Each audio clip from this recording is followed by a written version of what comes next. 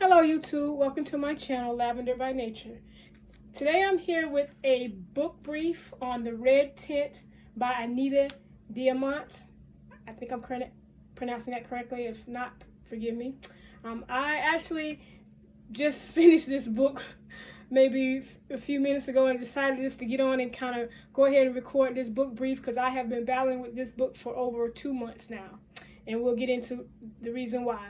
This book has a total of 321 pages. It is a biblical retelling, and it was published in 1997. The book goes over the account of Genesis 27 in the Bible to approximately Genesis 49, and it's dealing with Jacob and his wives and his family. And in particular, his daughter, Dinah, which is the daughter of Leah and Jacob together.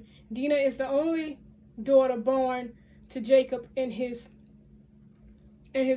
children. All his children, Dinah was the only daughter born to him at all his conceptions. And it just takes an account of Dinah's life growing up as the only girl and born into the family, and how the dynamics were set up in the family and how things transpired. And so to kind of get a real understanding of what took place, you just have to read the book. So what I like to do is go into the things that I dislike about the book and also talk about the things I like about the book. I normally try to stick with 3, but for me, for this particular book, my dislikes kind of outweigh my normal 3. I probably have about 4 or 5 just to be keeping it simple. My first dislike about the book is that it was too many misquoted biblical accounts. And what I mean by that, if there were things that are in the Bible, once again I said it took place probably from, I would guess, between Genesis 27 to Genesis 49. There is enough count in the Bible to where the author could have mirrored it better than what was done in this book. I was reading the book and kind of, at points thinking to myself, like, I'm not quite sure that's what happened or what was, what's written in the Bible, but I wasn't in a position to take the Bible and then read the book and compare the two. Just my knowing didn't rub me well with that. The second thing I didn't probably like about the book is, this is just the second one, is that to me, I felt the author knew more or spent more time talking about the gods and goddesses and the practices of other religions in this Bible versus focusing on Dinah and how she was raised and what her biblical upbringing or faith or godly upbringing would have been. It just was not really highlighted in this book. Like I said, the author spent more time giving information about what other people believe versus what the lineage of Jacob or, Abraham, Isaac, and Jacob believed. She didn't spend much time focusing in on that at all. You got more of what other people believed and did and worshipped than what this lineage believed in. Another thing that I didn't like about the book is that the author did not write Dinah's family, fathers, brothers, cousins, mothers, kinsmen. She didn't write them as a noble lineage to me, or honorable lineage. To me, I got a negative connotation from what the direction this author was writing. I felt that she painted them in a negative light, in a sense. To me, I felt she wrote them in as, unkempt, scandalous, ruthless, unaccounted for, unaccountable, reckless family line, lineage, and I didn't like that about the book. Another thing that I didn't like about the book is, to me, the author wrote Dinah's story as Dinah being a willing participant as to what happened to her in her life in this saga. she wrote Dina as a willing participant. And to me, I found that hard to believe, but you interpret things however you wish. Like I said, I didn't spend time going back to biblical accounts, as in the Holy Bible, and then reading the book. I kind of took what the author presented, what I felt I knew, and I read it and just went along with the story as it was. And for me, that is something I didn't like.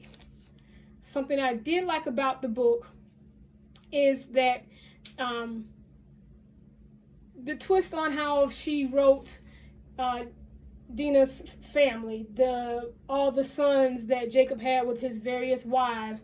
She chose to write 2 sets of twins into the story. And I thought that was interesting. I thought that was a nice twist. So I thought that was cute, and she kind of would describe what one twin looked like versus the other, or demeanor was, one twin's demeanor was versus the other. And I thought that was cute because we know, the story in the Bible, there was twins in the Bible. So it kind of ties in the fact that it's kind of made a gene there that, twins produced twins. So I thought that was kind of cute. The other thing that I liked about the book is that the author did have a sense of womanhood and support in this book. Hence the title, The Red Tent. The Red Tent was a time when the women came together. They celebrated each other. They loved on each other. They shared experiences with one another. They shared love, pampered, nurtured one another. And it went all the way from child rearing, childbirth, whatever the curses of women, it was all immersed and took place in this red tent. So I like the fact that there was a sense of womanhood in this book, despite the backstory of what really happened.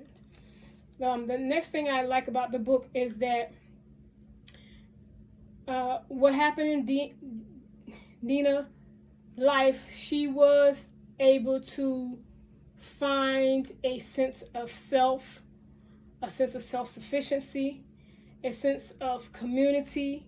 She was able to find some connection, fellowship, and love. So despite the gruesome details of what happened to her as it surrounds this story, and in the Bible, the author chose to write Dina as a survivor. So I did like that in the book, because as you know, in the Bible, it doesn't talk much about Dina and what happened after the fact. So I like that the author did take time to write her, like I said, as a survivor. So the 3 questions I like to ask myself about every book is, will I reread the book? Would I keep this book in my collection? And would I recommend this book to anyone else?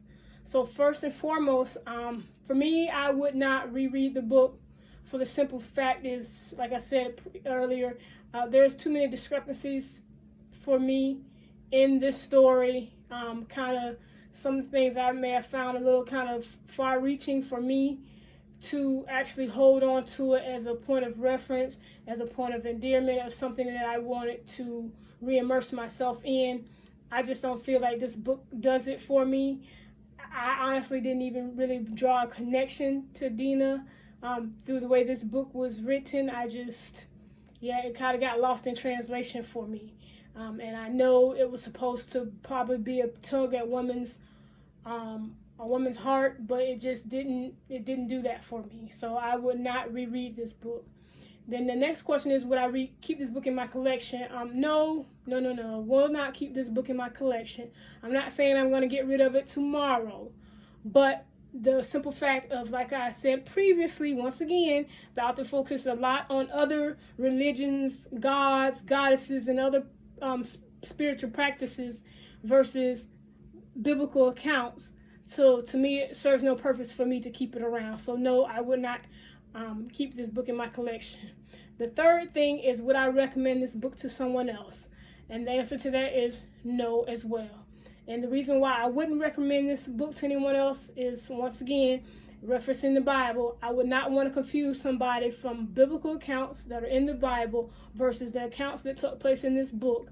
I wouldn't want to confuse anyone, especially if they didn't have a firmer foundation or have a reference point, or this being their only reference point. I personally wouldn't want to do that. So with that being said, this is my conclusion book brief for The Red Tent by Anita Diamant. And I'm going to end the video now. As always, thank you for watching. If you have any questions, concerns, or comments, leave them below. And have a nice day.